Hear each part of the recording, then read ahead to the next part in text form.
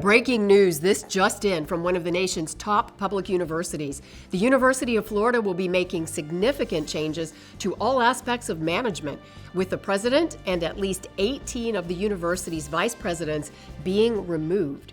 The decision being announced today by UF President Kent Fuchs.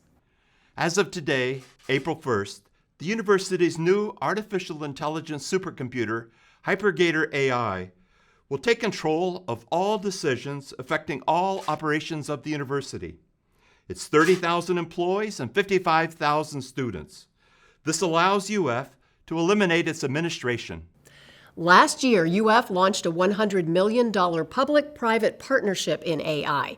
It is the first university to integrate AI across the curriculum. Today's announcement is its next step, making UF the first university in the nation to replace its administration with an AI supercomputer.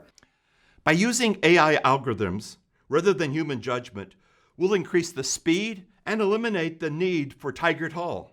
I've notified all members of the President's Cabinet that there will be a rapid phase-out of their positions and my position starting today. The University of the Future is a university that's filled only with students and AI supercomputers. I'm proud that we are leading the way. We're following this story closely and will update you with new developments and reaction.